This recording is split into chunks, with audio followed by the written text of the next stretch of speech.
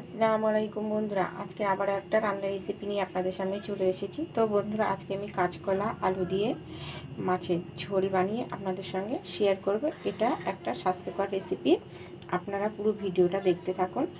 এখানে কাঁচকলা আলু পরিষ্কার করে বেছে ধুয়ে নিয়েছি। এখানে মাছ পরিষ্কার করে লবণ হলুদ মাখিয়ে নিয়েছি, আর এখানে সমস্ত রকমের উপকরণ রেডি করে নিয়েছি। আপনারা পুরো ভিডিওটা দেখতে থাকুন। কড়াটা আমার গরম হয়ে গেছে, এবারে সর্ষের তেল দিয়ে দেব।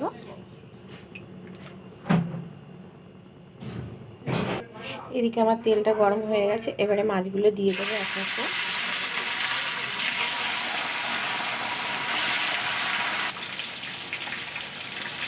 কি করবো, মাছগুলো আমার ভাজা হয়ে গেছে, এবারে তুলে নেব।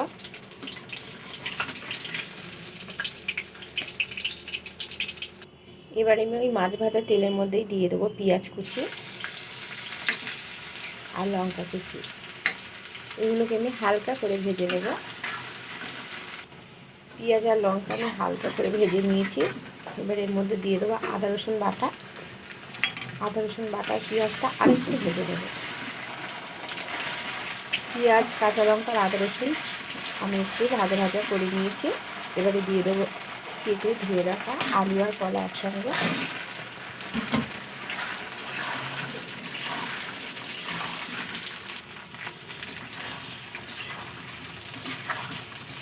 কলা আলু সব কিছু খুব ভালো করে ভাজা ভাজা করে নিয়েছি। এবারে দিয়ে দেবো কিছু গুঁড়ো মশলা, হলুদ গুঁড়ো, জিরে গুঁড়ো, কাশ্মীরি লঙ্কার গুঁড়ো কালারের জন্য, একটু ঝালের জন্য দিয়ে দেবো সানরাইজের লঙ্কার গুঁড়ো, আর দিয়ে দেবো লবণ। সব কিছু একসঙ্গে খুব ভালো করে মিশিয়ে নেব।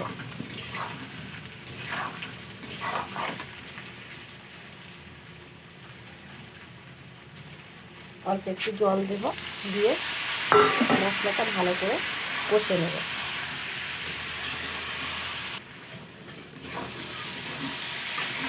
সব কিছু আমি খুব ভালো করে কষিয়ে নিয়েছি। এবার আমি পরিমাণ মতো জল দিয়ে দেবো।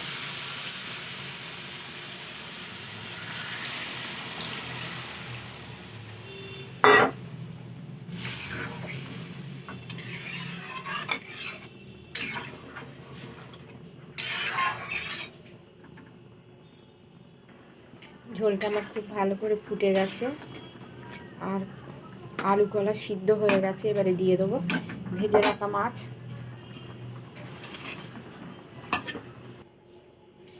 তো কাঁচকলা দিয়ে আলু দিয়ে মাছের ঝোল আমার একদম রেডি। আমার রেসিপিটা যদি আপনাদের ভালো লেগে থাকে তাহলে অবশ্যই লাইক কমেন্ট সাবস্ক্রাইব করবেন, আর সাবস্ক্রাইব করে আমার পাশে থাকবেন।